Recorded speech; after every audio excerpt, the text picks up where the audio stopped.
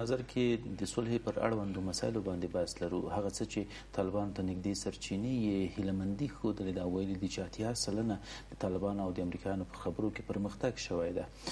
طالبان ته نږدې کسان وایي چې د امریکایي لوري او طالبان ترمنځ په مهمو مسایلو باندې توافق شوی او ټاکل شوی چې د افغانستان څخه د بهرنیو ځواکونو د وتلو پر مهال مهالویش هم ورته په دې نږدې وختونو کې هم دواړه لوري فیصله شي. په ورته مهال کې بیا یو شمېر سیاسي احزاب وایي چې په قطر کې د افغان سولې په تړاو جوړېدونکي بین الافغاني ناستې ته د صلح په خبرو کې او له مسایلو باخبره کسان نه دي استول شوي او ښایي د دې ناستې ترسره کېدل ګټور ثابت نه شي. بل اړخ ته بیا هغه کسان چې دعوت شوي هغوی وایي چې دا ناسته به د بین الافغاني ډیالوګ لپاره څخه تر ټولو ښه زمینه اوسي او هیله ده چې د افغان حکومت سره هم د طالبانو د مخامخ خبرو زمینه په همدې ناسته کې رامنځته شي یا هغه د اعتماد فضا رامنځته شي. په ټوله کې پر دغو مسایلو بحث لرم. هغه بیا ډیری نور مسایل هم دي چې د افغانستان د صلح او د افغانستان د بحران سره اړیکې لري. یو له هغو څخه دا ده چې د امریکا سفیر په افغانستان کې یا په کابل کې وایي چې د افغانستان د بحران حل د امریکا مسؤلیت نه ده. نو دا بحران چا راوسته چې مسؤلیت یې نه ده. بیا د ټرمپ پر هغو وروستیو څرګندونو باندې هم غبرګونونه ښودل شوي دي چې ویلي دي که چېرته افغانستان نه بهرنیان یعنې امریکایان ووځي نو دلته به په ټوله کې افغانستان د یو ترهګرو په لابراتوار باندې بدل شي. بلخوا بیا فارن پالیسي هم په یو مقاله کې لیکلي دي چې نه طالبان نه امریکا او نه هم افغان حکومت مشران د صلح په برخه کې هیڅ ډول قربانۍ او سرښندنې ته حاضر نه دي. په ټوله کې دا پروسه څه ډول باید مدیریت شي او افغانان چې د کلونو کلونو د صلح او ثبات تږي دي باید په دې برخه کې څه وکړي. دا او دې ته ورته نور مسایل په نن په خپل بحث کې له خپل درانه میلمه ښاغلي ډاکټر صاحب حکمت الله حکمت سره بحث ولرم. ستاسو ملتیا هم وکړم. ډاکټر صاحب ستړي مه شئ. مننه. سلام علیکم. د صلح په اړه هغه هیلې او هغه ناامیدګۍ د بحث وړ دي. که ټرمپ او یا هم د دې هغه مسؤلین وایي چې ګویا مسؤلیت د دې بحران د حل زمونږ نه ده او له بل اړخه بیا نږدې کسان طالبان او یا دغه ناستې ته بیا وایي چې 80% توافق شوی ده، نو 20% خو واقعا هم چې ډېر کم ده او دا رښتیا هم پرمختګ بیا ګڼل کېږي. له بل اړخه بیا هغه هیلې او ناامیدګۍ د دې حده پورې دي چې رښتیا هم افغانان یو ډول بد حالت سره مخ کولی شي. ستاسو په نظر رښتیا هم په دغه ملي پروسه کې د افغانانو د چې هیلې ورسره تړلي دي څه روان دي؟ د لوی څښتن په سپېڅلي نامه سلامونه او درناوی تاسو ته، ستاسو همکارانو ته، جوران صاحب او د کابل نیوز لیدونکو ته. د قطر پروسه د هیلو، امیدونو او د پوښتنو یوه مجموعه ده چې موږ هیلې ډېرې دي، پوښتنې مو لا تر اوسه پورې جواب سوي نه دي. په دې مفهوم چې اول خو خپله د دغه شپږ رنډو یا د اخري اووم راوند چې اوس جریان لري مذاکراتو محتوا نړیوالو ته خصوصا افغانانو ته نه ده معلومه، چا نه ده څرګنده کړې، نه طالب لوري او نه هم هغه هیئت چې د خلیلزاد په مشري باندې هلته دی. ولې زما باور دا دی چې امریکایان په دغه خبرو کې تر ډیره حده پورې چې د دوی د ګټو جواز وي جدي دي. سبا او بل سبا چې کومه ناسته د افغانانو ترمنځ ده هغه زه فکر نه کوم چې د قطر د مذاکراتو سره د کومه اړیکه ولري، بلکې دا د ذهنیت سازي لکه تاسو چې په سریزه کې وویله د افغانانو ترمنځ د یو حد اقل مثبت روحیې د رامنځته کولو دپاره داسې یو ګام دی لکه د مسکو ناسته یا لکه د لاهور ناسته یا دننه په هیواد کې چې کومې ناستې کیږي. اوس پوښتنه دا ده چې په دغسې شرایطو کې چې موږ د صلح انتظار باسو، صلح هغه څه ده چې نن و سبا یې غواړو زیری یې ترلاسه کړو او ولمانځو او د خپل حق په توګه باندې حد اقل خوښي ورته څرګنده کړو. ولې بیا دواړه لوري د جګړې خبرې او د جګړې کارونه 10 چنده 100 چنده زیاتوي؟ د وړمه ورځې د نیویارک ټایمز په مقاله کې دغه تیره اونۍ چې د دوی په حساب باندې تیره سوله د 2019 کال تر ټولو خونړۍ اونۍ وله. 246 د دوی په حساب باندې زموږ نظامیان په شهادت رسېدلي دي. د معروف د ولسوالۍ فاجعه سره د کمیسیون د ټاکنو د کمیسیون ملکی کارکونکي چې هلته ولو تاسو په کابل کې برید تاسو ولیدلی چې ماشومان پکې شهیدان سوله همدارنګه هغه ناروا او بې هدفه بمبارۍ چې پر کلو باندې کیږي پرون نابله ورځ په هلمند کې کړي ولې په روزګان کې یې وکړلې په جلال آباد په کونړ کې سوي دي دغسې په نورو ولایاتو کې چې حکومت ورته بریا وایي زما دپاره د پوښتنې جواب تر اوسه پورې ځکه نه دی ترلاسه شوی که چیرې افغان حکومت صلح ته واقعا لکه څنګه چې وایي لکه ډاکټر صاحب اشرف غني چې په لومړۍ ورځ ویل دي او تر اوسه هم دغه خبره کوي چې صلح لومړیتوب دی نو بیا جګړه د څه لپاره طالب لوري که د امریکا سره ناست دی په قطر کې د صلح په اړوند باندې موږ ته غواړي چې زیری راته راکړي نو بیا دغه عملیات د څه لپاره حتی که جوابیه هم وي لکه دوی چې وایي ځینې وایي چې د صلح په خبرو کې باید د غوښنې برخې د ترلاسه کولو لپاره که په نظامي برخه کې همدغسې فعاله باید اوسي خپل تحرکات باید ډیر کړي په جګړه ییز قانون کې او یا هم کله چې هم جګړه او هم صلح روانه اوسي دا څه شته او که نه په دغسې جګړو کې چیرې چې د جغرافیا د تقسیم خبره وي چیرې چې د مرکزي حکومت د ځای پر ځای کېدو خبره وي چیرې چې د دوو متخاصمو ډلو ترمنځ د واک د تقسیم خبره وي بیا دغه فورمول صحیح دی کم وخت چې په دومه نړیواله جګړه کې آلمان نور تسلیمي وویله برلین لا جوړ و ولې د شوروي و د امریکا ترمنځ د برلین په نیولو کې او هلته د خپلو حکومتونو په جوړولو کې دوی برلین په کنډواله تبدیل کړلی یعنی دومره بمبار چې په 24 ساعته کې د جنگ په وروستیو 48 ساعته کې وسلو دا دومره بمبار ولو چې د 2 هفتو په جریان کې په دومره نړیواله جګړه کې نه وسل هغه اهداف درلودله بالاخره داسې هم وسلو چې شرقي برلین ته شوروي قواوې ور داخل سولې مرکزي برلین ته شوروي قواوې ورته ور داخل سولې د متحدینو قواوې پر بل لارې باندې راغلې مګر برلین یې په کنډواله تبدیل کړي په سلهاوو زره برلینان یې ووژله معیوب یې کړله شار یې دا دغسې اهداف دي مګر زما او ستا جګړه خو جبران صاحب دا خو کورنۍ جګړه ده دا خو د ملا هیبت الله او د اشرف غني جګړه ده خو د ملا هیبت الله تر شا هم یو څوک ولاړ دی چې ورته وایي چې جګړه په کومو اصولو مخ ته بوځه او د اشرف غني تر شا هم یو څوک ولاړ دی ورته وایي چې په کومو اصولو مخ ته بوځه زه یو خبرې ته غواړم اشاره وکړم سره پخواني ولسمشر په یو مجلس کې په ډېره سادګي باندې ویلي دي کله کله تکرار هم شدي چې دغسې مسلح قوتونه دغسې اردو چې یوازې زما په کلي کې خپل کلیوال راته وژلی سي نور هیڅ نسي کولی حتی د کونړ د راکټونو په اړوند باندې هم عکس العمل نسي ښوولی موږ ولې باید دغه اردو د خپل ولس په ضد باندې استعمال کړو یا د طالب عملیات کوم وخت چې ته راځې په ښارونو کې 20 10 40 50 100 نفره په شهادت رسوي یو خارجي نه دی پکښې کې نو ته خو انتقام د دغه ولس څخه اخلي نو ډاکټر صاحب تاسو ویل شو کله چې د قدرت او د ویش مسله دلته مطرح وسی بیا دغه ډول فرمول څخه استفاده کیږي تاسو فکر نه کوئ چې په موږ افغانان په خپل منځ کې سره جګړې کوو لکه څنګه چې تاسو ویل چې د هیبت الله او د اشرف غني جګړه ده ولې بیا بلې مسلې ته اشاره وکړه چې تر شا بیا څوک شته چې وایي چې څه ډول جګړه وکړه نو تر شا چې هغه کس دا فرمان ورکوي هغوی د قدرت د رسېدو او د عمق ستراتیژیک په لټه کې دي دلته نو بیا فرمول رښتیا هم همدغه ډول ده نه یوازې چې زما او ستا په خاوره کې د دوی دپاره د غوښنې برخه خبره مطرح ده بلکې د سیمې خصوصا د سیمې هیوادونو دپاره هغه څه مطرح دي چې د دوی په ډېرو لویو ستراتیژیو کې دوی بې له افغانستان د قضیې څخه نسي ترلاسه کولی تاسو وګورئ هغه امریکا چې هیڅ دلیل نه لري د نړیوالو حقوقو په اساس باندې د اړیکو په اساس باندې د بلوچستانو د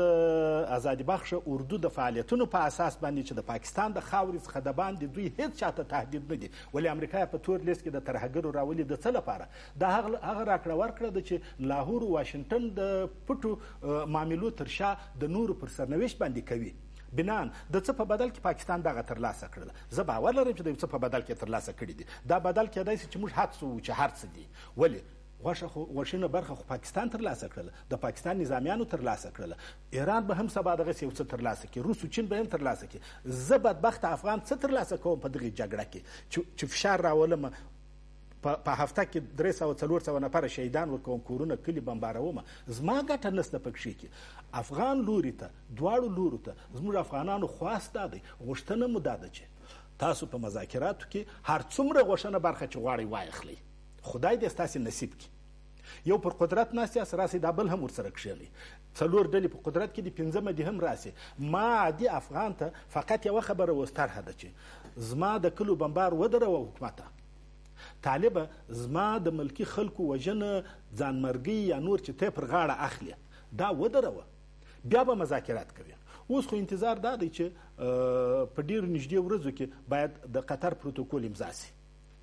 لکه تاسو چې ویل 80% سوی دی، هغه 0% هم تر ځای پورې چې زه خبر یم پر تخنیکي شیانو باندې، یعنی محتوا ته دوی سره رسېدلي دي. فرق نه کوي که جدول د 6 میاشتو او یا د 2 کاله وي، ماته فرق نه کوي. زه غواړم چې د امریکایانو په حضور کې هغه څه ترلاسه کړم چې د امریکایانو تر حضور مخکې مې درلودل، صلح او امنیت. په دغو مسایلو باندې انشاءالله که ستاسو اجازه وسي بحث ولرو چې امریکا له طالب نه یو تضمین غواړي چې دا خاوره د بیا زموږ پر وړاندې باندې ونه کارول شي. طالب یا افغانان د امریکا نه څه ډول تضمین باید وغواړي؟ دا ډیره مهمه ده چې ستاسو په وتګ او د طالب په راتګ سره به آیا جګړه ختمیږي او که نه؟ که جګړه ختمیږي خو دا د ټولو افغانانو غوښتنه ده، او که نه ختمیږي نو داسې صلح به بیا د افغانانو لپاره څه په ګرد وي. په دې به هم ډاکټر صاحب له موږ سره انشاءالله خپله تبصره ولري. یوه اړیکه لرو، میر سردار زدران صاحب. زدران صاحب ستړي مه شئ، مهرباني. جبران صاحب السلام علیکم. تاسو ته ډاکټر صاحب ته سلامونه او نیکې هیلې وړاندې کوم. علیکم السلام. تاسو بیا ستړي مه شئ. جبران صاحب د ډاکټر صاحب نه پوښتنه ده چې طالب خو حکومت هم دښمن بولي، موږ تاسو هم دښمن بولو چې دا دښمن دی. آیا دا دنده د طالب ده چې دا ولس وساتي که د حکومت ده؟ که د حکومت دنده وي، حکومت ولې جنګ کوي؟ حکومت ولې بمبارۍ کوي؟ او که د طالب دنده وي، دا خو بیا طالب ملامت دی. باید دا ولس باید وساتي. طالب خو د همدې لپاره خپل کور ته ریښی دی. طالب خو د همدې لپاره په پردي وطن کې په غرونو کې اوسېږي، په بلډنګونو کې خو موږ اوسېږو. نو وظیفه د چا ده چې دا ولس وساتي؟ دوی دې موږ نه ساتي، ساتلي خو یې نه یو، موږ دې نه ساتي. خو سوال م دا دی چې وژني دې نه، موږ دې نه وژني، حکومت دې موږ نه وژني، امریکایان دې موږ نه ساتي. امریکایانو موږ هیڅ کلام نه یو ساتلی، په موږ یې ځانونه ساتلي. خب زدران صاحب امریکایان موږ ساتلي دي. دلته وایي چې موږ دې نه وژني که نه، نو یوه پوښتنه، که طالب مو دې وژني نو جواز لري طالب؟ نه، زه داسې نه وایم چې طالب جواز لري، خو طالب خو د دغې دپاره وتلی دغه نارې وایي، دغه سورې وایي چې زه تر څو پورې چې هغه امریکایان دلته وي تا هم وژنم، امریکا هم وژنم، خو یې مني، جواز نه لري. هغه خو دغه وظیفه ده، دغې دپاره وتلی دی، کور یې پرې ایښی دی، ښه یې پرې ایښي دي، همدا یې په ډګر په برالا وایي. نو امریکایان هم ولې وژني، افغانان هم ولې وژني؟ دا یوه مسله، دا یوه پوښتنه. دویمه پوښتنه مې دا ده چې په بون کې تعهدات وشوه، دولتي کسان پکې وو چې د امریکایانو سره په بون کې تعهدات وشوه، بله هغه سره کارمل سره چې تعهدات وشوه په مسکو کې، آیا دولت وکړه که اشخاص او افراد وکړه؟ نو که دلته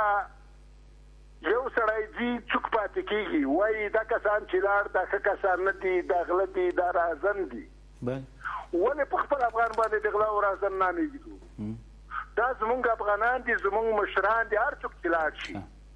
کله یوه خبره خو به د خیر وکړي، دوه خبره خو به د خیر وکړي. دا د دې دپاره نه دي چې دا مسله حل کړي، دا د دې دپاره دي چې طالب په دې باندې قانع کړي چې طالب د حکومت سره هم خبرې وکړه، د اشرف غني سره هم خبرې وکړه، د ډاکټر صاحب سره هم خبرې وکړه. نو آیا ولې موږ غله ورازن ورته وایو؟ ډېره زیاته شرم نه دی، بده خبره نه ده. ډېره زیاته مننه کوم. انشاءالله چې ډاکټر صاحب خپله هم خپله تبصره ولري. ما له پوښتنې مخکې یوه پوښتنه مطرح کړه چې افغانان څه ډول صلح غواړي. که طالب هم له امریکا سره اوس په خطر کې ناست ده، باید دا مسایل په زغر ده، ځکه چې افغانان دي طالبان له امریکا څخه دا وغواړي چې ستاسو وتګ او زموږ راتګ باید د دې سبب شي چې افغانان د ارامۍ ساه وباسي، او دا تضمین تاسو باید راکړئ. که تاسو یې راکوئ او که د نړیوالو په حضور کې راکوئ او که همدغه ښاغلي چې د سیاسونو پر نامه ځي قطر کې بیا هم له طالبانو سره کینی یو بین الافغاني آزاد ډیالوګ ته زمینه برابره شوې ده بیا هم باید دواړه لوري په همدې مسلې باندې ټینګار وکړي چې موږ د افغانانو په حیث هغه صلح باید له امریکا څخه وغواړو چې د افغانانو د آرامۍ د ساه د ایستلو مسله پکې مطرح اوسي نه د نومونو د بدلیدو او د پدیدو د بدلیدو او د لویو موخو د ترسره کېدو. مننه ډاکټر صاحب هم خپله تبصره په همدغه اړه فقط یوه پوښتنه دلته زدران صاحب ډېر نازک مسلې ته اشاره وکړه چې د زدران صاحب په خبرو کې دا وه چې طالب خو وتلی دی همدغه لپاره یعنې ګیله باید ونه شي اوس خو افغان حکومت د اساسي قانون پر اساس باندې د هر افغان د ځان او د مال د خوندیتابه مسؤلیت د دوی پر غاړه ده. اساسي قانون دا مسؤلیت ورکړی دا دنده یې ورکړې ده او امریکا چې د بشر د نړۍ د بشر د حقونو ستر مدافع ځان ګڼي که نه بیا د 18 کاله دا څه و چې په موږ باندې تېرېږي او اوس هم لا دوام لري. که تاسو د حکومتدارۍ تیورۍ ته ورسئ حکومت هغه انسټیټوټ دی چې د ولس په اراده د ولس د ژوند مال نظم د ساتلو دپاره ګمارل کیږي. ځکه نو د زدران صاحب پوښتنه بالکل پر ځای ده او جواب یې هم ډېر ساده دی چې دا حکومت دی چې زموږ د صلح امنیت او د ژوند د ساتلو مکلفیت لري. د نړیوالو قوانینو په اساس باندې یا د ستراتیژیکو امنیتي تړون په اساس باندې دا بیا امریکا ده چې موږ د هر نوع بدامنۍ څخه د هغو 5 پدیدو څخه چې دوی تعهد کړی دي وموساتي. که د قانون په اساس باندې وګورو زموږ حکومت هم قانون ته یاغي وباغي دی امریکا هم خپلو تعهداتو ته یاغي وباغي ده دواړه دا کار نه کوي. کوم وخت چې ته ځې په یو کلي کې کور بمباروې جبران صاحب او ښه پوهېږې چې په دې کې ماشومان دي سیاسري دي ملکي خلک دي دا نه تنها چې ته خپل ماموریت ترسره کوې بلکې ته د خپل ماموریت خلاف یو جنایت کوې. نو ځکه د دغسې یو حکومت څخه ګیله په کار نه ده پر دې حکومت باندې نیوکه په کار ده د دې حکومت رټل په کار دي د دې حکومت اصلاح ته راوستل په کار دي. دا چې بیا څنګه دی دا جلا بحث دی. امریکایانو تاسو چې زموږ سره پر دې ټولو تعهداتو باندې نه یاست تللي د حکومت له لوري څخه باید موږ په وار وار دا خبره کوي دا حکومت دی چې باید امریکایانو ته وایي چې که تاسو د هغو تعهداتو پابند نه یاست موږ ولس ته مراجعه کوو وایي چې موږ څه باید وکوو چې په ګاونډیانو مو وژنئ په 21 ترهګرو ډلو مو وژنئ داعش مو تقویه سولو ستاسې تر وزر لاندې بالاخره زموږ راتلونکی څه دی. دا پوښتنه باید حکومت ځکه چې ومې ویل چې حکومت هغه انسټیټوټ دی چې زما او ستا په استازیتوب د نړیوالو سره خبرې مخته بیایي او زما او ستا د ژوند و مسؤلیتو د اقتصادو د هر څه ضمانت راته راکوي. خو کله چې د دې انسټیټوټ اجرایوي چارې بیا بل څوک ورته ترسیم کی بیا دا غوښتنه خو بې ځایه ده نه یوازې دا چې بل څوک ورته وایي دوی هغه څه کوي بالکل پر ځای اشاره درلودله خپله دوی دغه د حکومت چارواکي پر 10 ډلو پر 10 نظریو پر 10 طرفو باندې لارو باندې روان دي چې د ولس دپاره ډېر کم څه پکښې کیسته. تاسو وګورئ په داسې حال کې چې د سولې خبرې ټوله نړۍ بحث باندې کوي. د روسیې ولسمشر پوتین وایي چې د افغانستان دپاره دغه سفیر چې کوم وخت خپل دغه ورته ورکوي ورقه ورته ورکوي اګریمنټ ورته ورکوي په دغسې یو حالت کې چې ټوله نړۍ ستا او ستا د سرنوشتو د صلح په اړوند باندې خبرې کوي. آیا دا ناروا نه ده چې ته د حکومت په بودیجه د حکومت په پیسو باندې روان یې ځې د یو هیواد صدر اعظم ته ورځې ورته وایه چې راځه ماته نمایشګاه خلاصه کړه چې ستا میوه ښه میوه ده که زما میوه ښه میوه ده ظاهرا او بیا ځې په شمال کې په یو ځای کې چیرې چې د دغه هیواد د بدبختۍ شروع سوې ده د نن څخه 15-20 کاله مخکې ورځې په اصطلاح باندې د ماوین اول سره ناستې بیا هم هغه د شمال انتقام جویي حرکتونه دي چې د صلح ضد حرکتونه دي. ولسمشر تا چې قندهار یې کړی و د قندهار ولسونه دې اصلا په یاد نه ولو د قندهار سپین ږیري دې په سلام علیک نه اخیستلی نن ستا میرویس او احمدشاه په یاد سولو ورځې هوایي ډګر کې تا کوې دا ټوله هغه څه دي چې دوی د ټاکنو دپاره کوي. ساده جمله کې درته وایم چې ټاکنې په دغه اوسني حالت کې ناروا دي. ټاکنې د صلح د ثبوتاش باعث ګرځي ځکه موږ په ټاکنو کې یو وار بیا هغه حالت ته ځو کوم چې 15 کاله مخکې تللي ولو، نتیجه به هم هغه یې بالاخره یو بل لوري چې اوس مذاکرات مخ ته بیایي د صلح هغه به هیر سي، بالاخره به موږ یو بل داسې حالت ته ورسو چې همدغه اتلس ښاغلي به بیا پښې سپکوي ځغلي به. یوه لنډه وقفه ډاکټر صاحب بیا راګرځو دغو مسایلو باندې به انشاءالله بیا هم بحث سره ولرو. درنو لیدونکو تاسو هم کولی شئ له موږ سره خپل نظر تبصره او پوښتنې را سره شریک کړئ، انشاءالله چې د خپرونې په لړ کې به ځواب ورته پیدا کړو. ملتیا مو غواړم.